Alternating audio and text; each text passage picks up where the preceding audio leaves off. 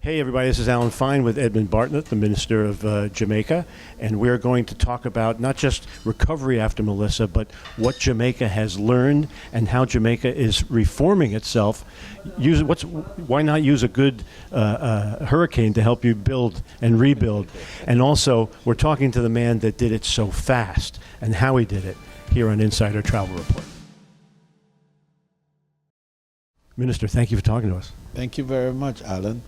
And it's been really a pleasure having the relationship with you and the opportunity for us at each step of the day to tell our stories and to make the world know, a little more about what Jamaica is, what we're doing, and how we're making it a better and more exciting experience for them. Well, what's interesting is that you know that there's going to be adversity. You know, and you just plan for it. You just make sure that all the parts of tourism work together to have a new Jamaica emerge. Let's unpack that. Yes, indeed. Building resilience is at the heart of sustainability. And for us to be able to constantly respond to the changing taste and requirements of our visitors, but more importantly, to respond to the many disruptions that come as a result of the vulnerabilities of this great industry, we have to be able to forecast some of these, and then to mitigate against it, to manage when they come, and to recover when they come, and recover quickly, and then to thrive thereafter. So that's the basic principles that guide how we have been structuring and strategizing to deal with the growth and development of tourism. It's like you have that in place so that after COVID, and you're always planning, and we heard about this now fabled phone call where you said December 15th. Tell us about that. Yes, indeed. At the point of the impact, and when we discovered that, okay, thank God, only a third of the island was impacted. And then we looked at what assets we had very quickly. And we were able to do that because before the hurricane, we established a team that did an assessment and an analysis of what is and what if. And the consideration then of what if realized itself by 70% of your assets were essentially not touched. And so let's look at how to utilize that 7 and to enable that 7 to become the reference point for opening of the industry. And so we set up the Recovery Task Force, and we did a little better than just assessing. We ensured that these assets were in tip-top condition. So we gave an undertaking to the world that come the 15th of December, we would be open and ready for them. And that was what we did. But now that has become a policy. Let's talk about the destination assurance that you are now able to offer. Well, this is key to a sustainable industry, to make sure that a visitor does not second guess the integrity of the promise that when they visit your country, they will have a safe, secure, and seamless experience. Now, that's not just a Jamaican requirement. I think that's a requirement of the world. But we have taken it a little step further in terms of codifying, our promise and establishing the structures and the framework. Indeed, now a legislative framework that will enable not just for the elements that make you safe, secure, and have a seamless experience are in place, but that there will be penalties for not comporting with the principles of the destination assurance. So we are saying to our visitors, we made a promise when we come into the market to ask you to come. That promise is safeguarded by a legislative framework within our country. That's great. And travel advisors need to know that when they talk about Jamaica. Now, this is a very important point too, that we're the first and will be the only country to date that has a formally structured destination assurance policy. This is a document that travel advisors will see and show their clients. Absolutely. The white paper is done.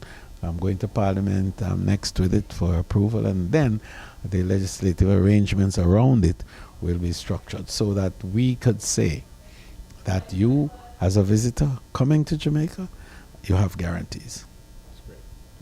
Now, there are a lot of moving parts, and you've often spoken that it's not just about helping to restore tourism, but you want to restore all of the Jamaican people to support that tourism, and you've done so much outreach. Let's talk about that a little bit.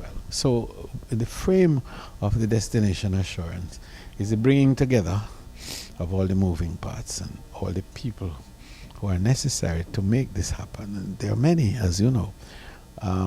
It is estimated that this perhaps takes pretty close to 175 different social and economic activities to satisfy one tourist. I mean, we can't embrace all of that within a framework, but however, the basic areas, health, security, public works, to ensure that our roads are safe, and that the signage is correct, that tells you where the corners are and so on and so So forth. signs get blown around. You got to turn them straight again. That's correct, to make sure that the epidemiological arrangements are in place for, sanitation, and so that the garbage is collected, that the water is safe, that the electrical supplies are. So all of these are involved in making destination assurance. And what is that doing? That's not doing it for tourists. That's doing it for the people of Jamaica. And by virtue of the people of Jamaica having these facilities, the tourists are okay. What's really intriguing, though, is that from this will be the rebirth of a new Jamaica. Can you give us some of that vision, please? So, in every adversity, there's an opportunity. And I think the opportunity for us to redefine and reimagine Destination Jamaica now beckons in this post-COVID recovery. And we are going to do just that. We're going to be redefining much of our coastal areas that are now touristic to make it more sustainable, and also to build into it resilience. Resilience to enable what some people may call redundancy, so that our electricity supplies will be assured. So you go underground instead of so you do cabling, as the saying goes, right? That you redefine where people live, and to remove the difficulties that some will have because of the vulnerabilities related to geophysical features that are in the area, and the whole geomorphology of the land, to look at that and to build in relation to it, to build better, to ensure that there are hurricane resilience activities fully integrated in the whole redevelopment and restructuring arrangement. And then we need to look at how to strengthen the social institutions so that our creatives can have an opportunity to express themselves better and to improve the quality of the experiences that we provide for visitors on the creative front. To look at how to ensure, for example, that our coastal waters are pristine and remain pure, to ensure that that guarantee that we give to people, that when you turn the tap on in Jamaica and the water flows and you drink it, you're safe. There'll be no issues or so on and so on. All of these are vital, and that's what destination assurance is about. Let's talk about let's funnel down. We're going to 128,000 travel advisors. That's the whole point here. We want them to really talk about Jamaica. So what do they need to know? I'm always excited about hearing new roads. I'm always excited about hearing new hotels. What should the airports, to make our airports far more resilient too, so that the hurricane came at the magnitude that it did. The eye of the hurricane actually went through a section of Greater Montego Bay, which means the eye wall, was over the airport in Montego Bay. And with all of that, we were able to open the airport within days after because of the resilience that was built. So the underground cables that provided the power support, that remains, and that's going to continue. But we're also going to make sure that generators are there with the capacity to ensure that there is not a minute loss in terms of the power that is required, that the ability of our traffic controllers and our towers that provide the radio connection to the airplanes that are in the Jamaican space, all of that is intact. So we lose nothing after any type of hurricane that comes. What about the roads? You said there were improvements. So now we are going to be redefining the road networks that lead into our main tourist resort areas, but more importantly, our entrepôts, so that the road to the airports and to the seaports, where we have to have our cruise visitors as well as our stopover arrivals. The bottleneck areas that some of our partners know about, from Ocho to Montego Bay, that will be cleared in another few years. We're building a new highway that will connect from what it's the north-south now, further south of the Ocho corridor, and take us straight through to beyond Montego Bay and head straight to Negril. So all that bottleneck which you had trying to traverse from the airport in Montego Bay to Negril, that will be gone. And then on the south coast, a similar arrangement that will connect us into Montego Bay. So what we're looking at is a whole redefined road communication system. And then we're looking at how to ensure, as I say, the redundancy for electricity and our power supplies.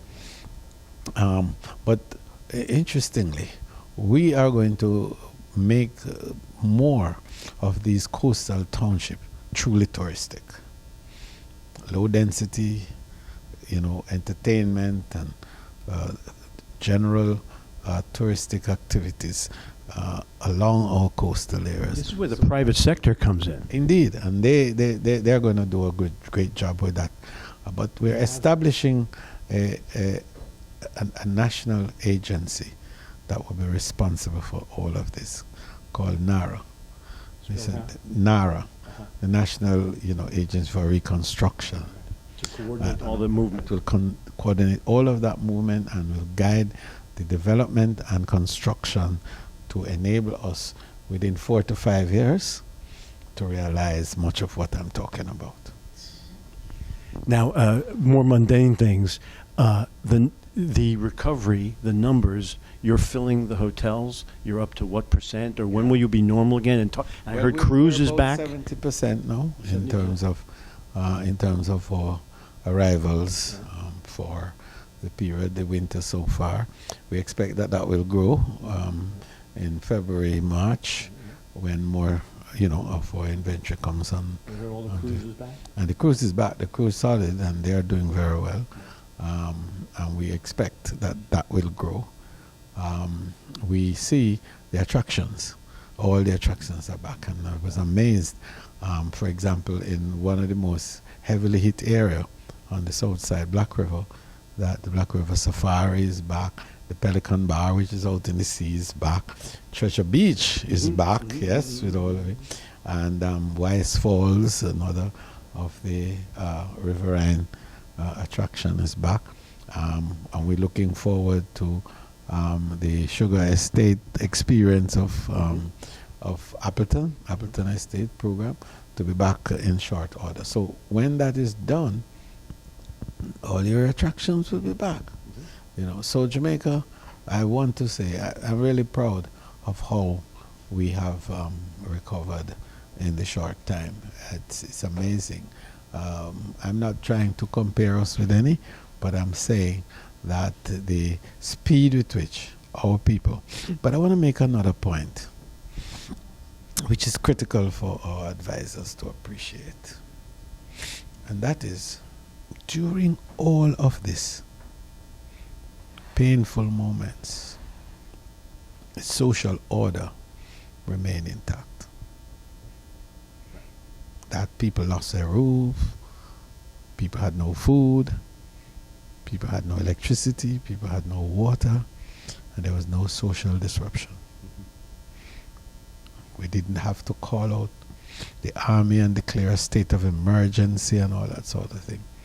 Our people were disciplined and orderly, respond to their plight, Respected each other. respected each other, and no looting and no stealing and no nothing like that. It's amazing. And I really wanted to say, I thank God that I'm a Jamaican. Thank you. I mean, I think that's everything. Is there anything else that the travel advisors need to know? Because they're going to be booking. Just come on down. I want to see all of you come down to Jamaica, because as I said, the best way to know is to go. I'm going to see you there in 2 weeks. I look forward to that. Thank you very much, Minister, for talking. Thank you, and look forward to seeing you in another 2 weeks. And this is Alan Fine for Insider Travel Report.